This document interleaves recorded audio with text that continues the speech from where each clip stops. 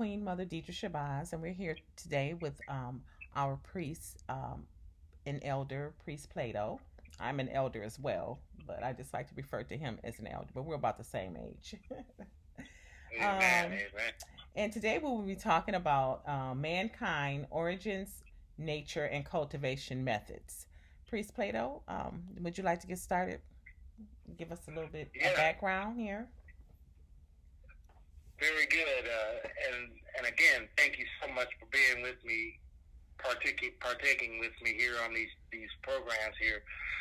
Queen Mother Deidre, you add such a great flavor to the conversation, and I know we talk a lot, and I know me and you, we seem to be so much in sync on these things here. It makes it easy for me to go through these things and to keep moving through these things knowing if no one else gets it, I know you get it. And I think I get it. So, and you're a little deep for me sometimes, but I'm picking up a little bit here and there. And that's okay too, because sure, uh,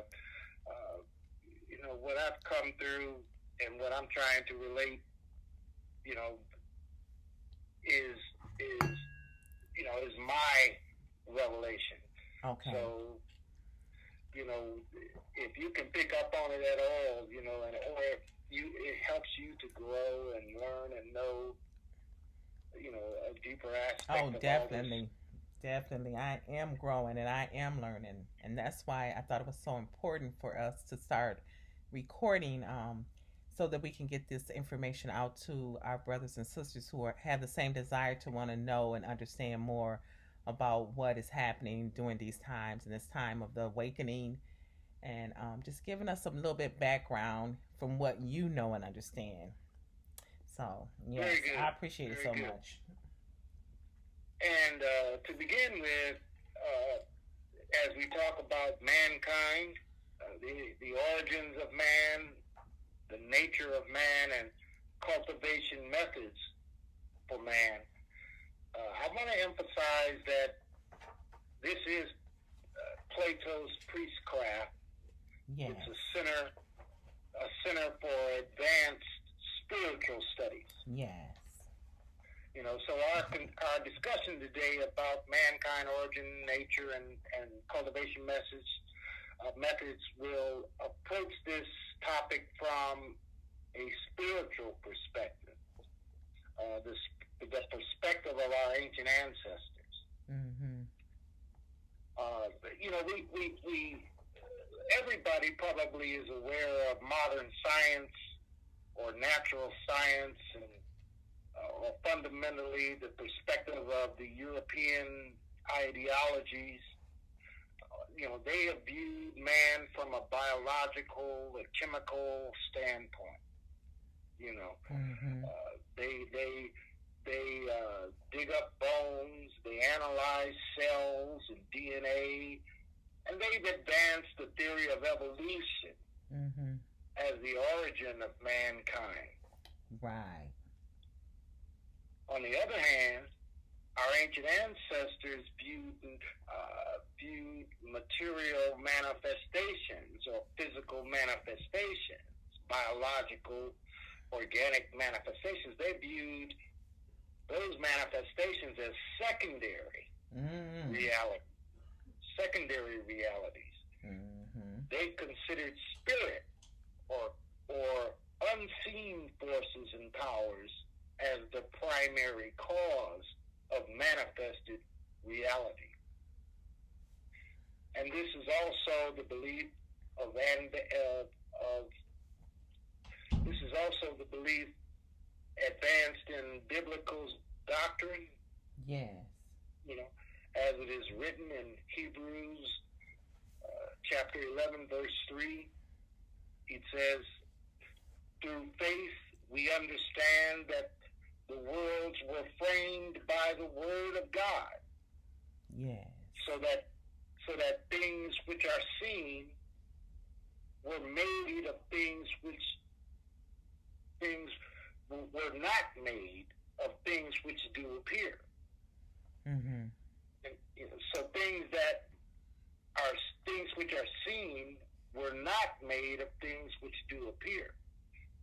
So I mean, modern science can look at bones and DNA, things that appear. They got it under the microscope. Right.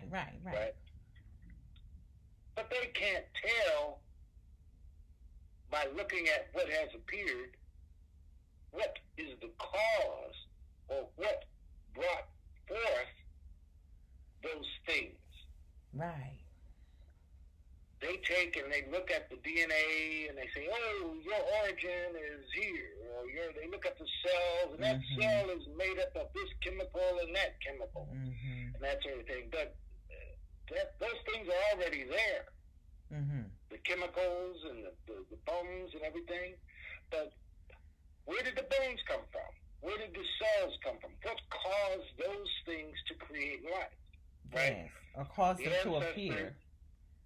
Say it again? What caused those things to appear? That's Is that correct. what I'm hearing? Right. Okay. What caused those things to appear? Of course, like I say, Scripture, as well as our ancient ancestors, they believed in unseen forces. We know that, and again, Hebrews 3 says, through faith, we understand that the worlds were framed by the word of God. Yes.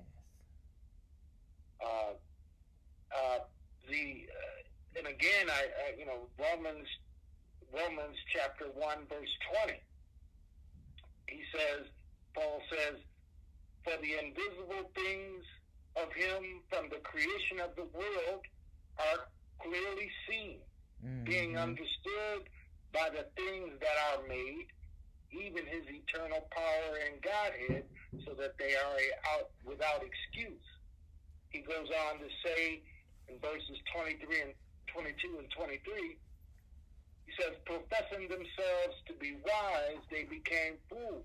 Wow. And changed the glory of the uncorruptible God into an image made like to corruptible man and to birds and four-footed beasts and creeping things. That's the nature of modern science.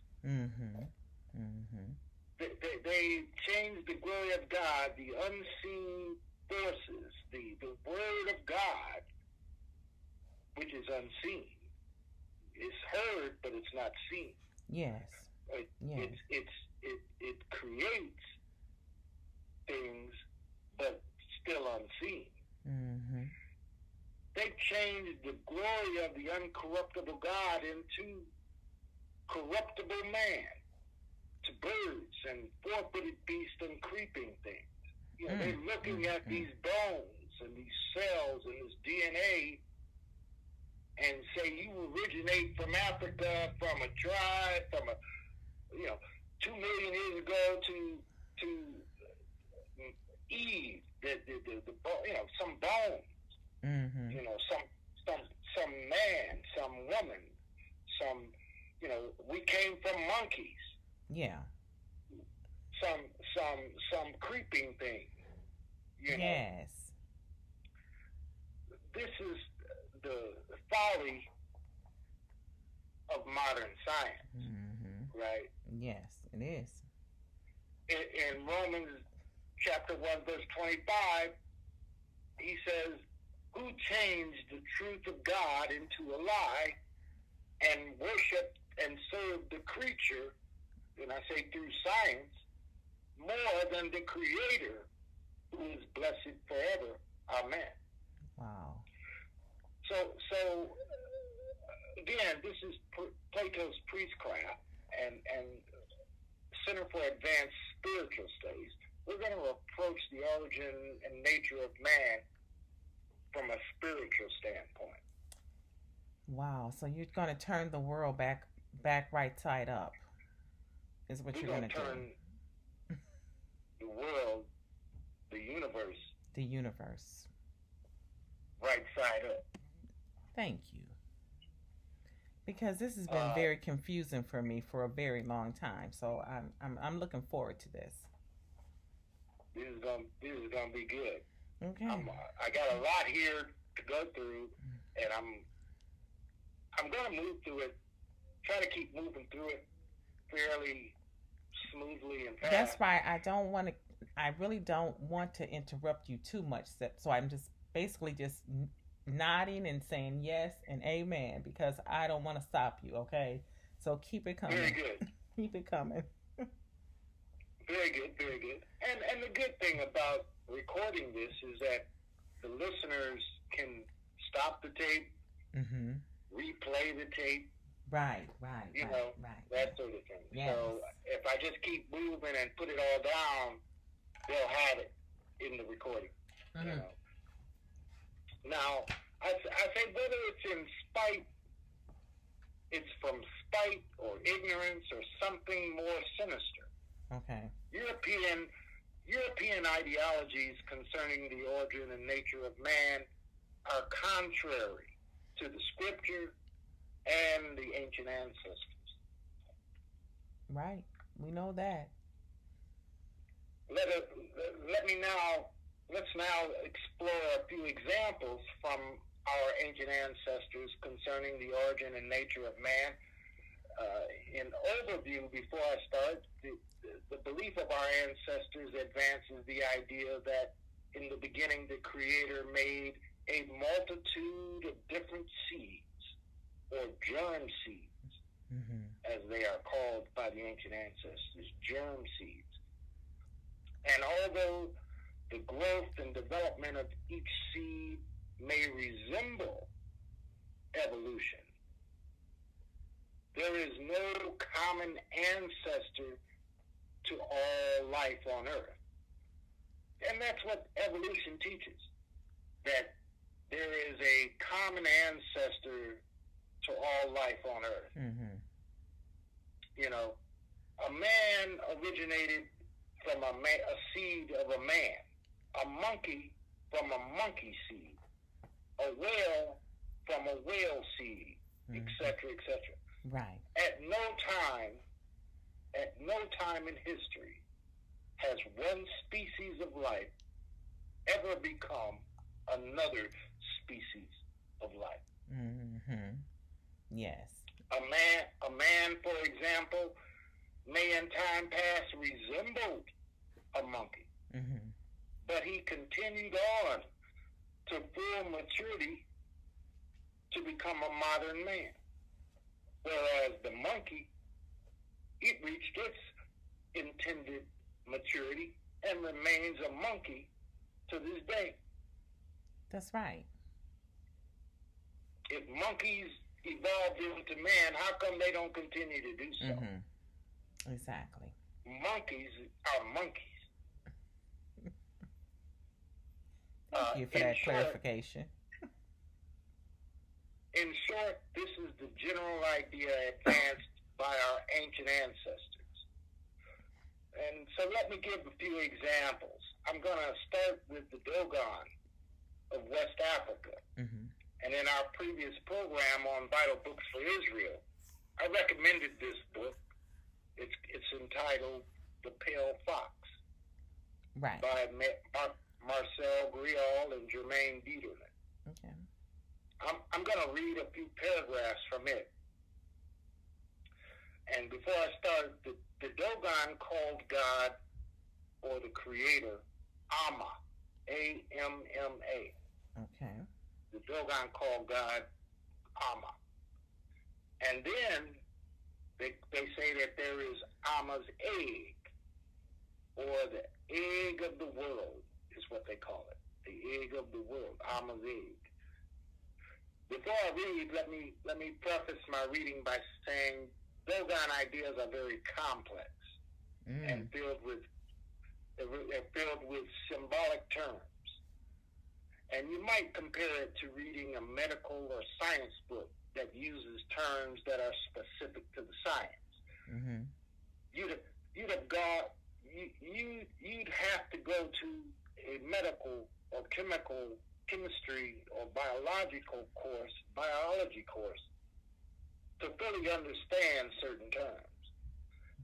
If you were talking to a medical doctor or a chemist or a biologist, They might use terms specific to the science. Right. And unless you have taken a course in medicine or chemistry or biology, those terms would shoot right over your head. Mm-hmm. And so as I read, you'll hear certain terms used by the Dogon, and the fullness of the meaning will escape you. However, you should get a general idea, even as you might from speaking with a doctor who occasionally tosses in a medical term. Yeah. You don't really or fully understand the term, right. But you get a general idea of what the doctor is trying to tell you. You know, you could even go home and look up the term in a medical dictionary and still not fully understand it. But the doctor understands it. Right. And also the Dogon priests, they understand the meaning of and function of the terms they use. Okay. So as I'm reading, I'm going to read it as it's written, but the terms, even though they might escape you, keep in mind this is very complex ideology that the Dogon have, and it's just like talking to a doctor or a chemist or a biologist about their ideology. Okay. And also, the reason why I go to the Dogon, their lineage dates a few thousand years back. And based on the similarity of the words, the Dogon language, and the meanings associated with particular words in their language, it is thought that they originated or received their knowledge from ancient Egypt. Okay. You know, and that's mentioned in this book. The same word in Dogon language is the same word in ancient Egypt, and both have the same meaning. Wow. Which kind of signals that maybe the Dogon got that word and that meaning from ancient Egypt. That's very interesting. Yep. And the book kind of speaks to that. And there's other books on this as well. Oh my goodness. And so wait a minute, stop. Hold up. Oh my. Okay, I'm sorry. Go ahead, continue. I kind of lost track of something, and I thought I had shut us down, but we're on. We're still on. So go ahead, continue. Sorry about that, everybody. Very good. Okay. And so with that in mind, what I'm about to read from the Dogon is representative of our ancient ancestral teaching. So I'm going to begin here on page 109 in the book entitled The Pale Fox. And the chapter is called Role of the Signs. Role of the Signs. It says, thus by signs, the direct expression of his thought, Amma will begin his creation, the creation of the world, Aduno.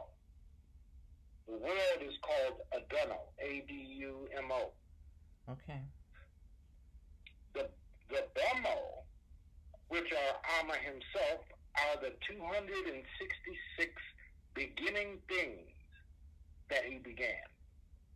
So we see that there were 266 things, signs that were present in this beginning, or they call it the Bummo. One says of Amma that he began things, Amma Kizi Tuno. This last term in its dynamic sense indicating the initial impetus he gave to the creation, as Mm-hmm. well as his intention to create. When Amma began things, he had his thought in his mind. The thought he had written in his mind. His thought is the first figure. Mm.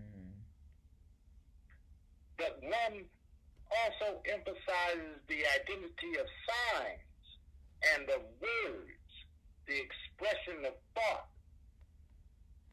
Thus it is said that in the clavicles of Amma in a ball, all things he had were signs. But if the signs existed before the words and signs of Amma's clavicle are one. Mm. Now, so, I know this is kind of complex, but underneath all of this, what we hear the Dogon saying is that Amma, the god Amma, according to the Dogon, began creation with his thought, and by the expression of signs, and the signs are associated with words or thoughts. Mm-hmm. So the thoughts, his word and his thoughts are represented in signs, certain symbolic images. Mm-hmm. So I just want to emphasize that because we're going to come back to this. Okay. So here on page 110, the Dogon believed that there was a first Genesis. Mm. And on 110, this is another chapter, it's called the First Genesis. Okay. Now, let me read first, and then I'm going to talk about it. Okay. So, he says, having thought and then designed the world, and he first thought and designed the world in his mind. He wished to, having thought and then designed the world he wished to create, Amma tried as an experiment to superpose a bit of every kind of substance that formed a flesh, originating from his own person, a dross to which he added his saliva, softly kneading it in his hands, he molded it into the form of a seed. Mm. One also says of a child. The parts that ran out from between his fingers formed roots. So here the Dogon in the first creation are saying, in their symbolic way, in their complex language, that God first thought and designed in his mind the world he wanted to create it. And in that thought and in his mind, that design, Mm-hmm. he includes every kind of substance that formed a flesh. So a multitude of flesh beings. Birds have one flesh, animals have one flesh, humans have one flesh, Mm-hmm. insects have another type of flesh. Mm-hmm. All of the different elements of different fleshes, Mm-hmm. different types of flesh, were in the initial design and thought of Amma. And again, this negates the thought of a common ancestor origin. Yes. That's the point of this. Now, I'm Mm-hmm. saying that in the original creation, God the Most High, the Creator, had an initial design that included multiple types of flesh of beings. Okay, Mm-hmm. and he molded it into the form of a seed, a germ seed, and as he says, one also says of a child, right? A baby, Right. right? Seeds and babies are equated the same. Okay. Mm-hmm. Mm-hmm. Because a baby, just like a seed, grows up and matures into an adult. This is true. And a seed grows up and matures into the plant. Right. So that's again. So a baby is like a germ seed. It's equated with a germ seed, a seed. Mm-hmm. Yes. Okay. And the baby grows up, matures, and becomes a man. An adult, and becomes a man, and the man gets a wife and has more babies, and seed having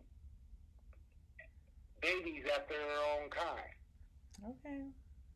And the point that I'm bringing here is that, and I'll come to this, is that the same thing is talked about in Genesis, the book of Genesis. Okay. But I'm going to keep moving here. Okay. Now, I'm going to stick here with Dogon because I want to get all of this out at once, because we're going to see the correspondence here later. The Dogon believe also, and I'm going to go to page 114, that this first creation, God had a problem with it. Okay. Right? And on page 14, it is a chapter called Destruction of the First World. Oh. And I'm getting ahead of myself here, but you remember Noah's flood? Yes. Where he destroyed the first man. Okay. Right. Okay. And only Noah and his sons and their wives survived the flood, and Noah and his sons today Noah and his sons became the foundation of all man today. Mm-hmm. Mm-hmm. Ham, Shem, and Japheth. Mm-hmm. Mm-hmm. You know, everybody's supposed to be descendants from those three sons. But Noah and his sons survived the flood or the destruction of the first world. Wow. So listen to the Dogon. Okay. How they say the same thing in their own language and in their own doctrine or knowledge of God. Okay. So here on page 114, destruction of the first world. He says, but Amma had put too many things into the first creation. Moreover, their superposition was not effective. It failed. And that's what the book of Genesis says.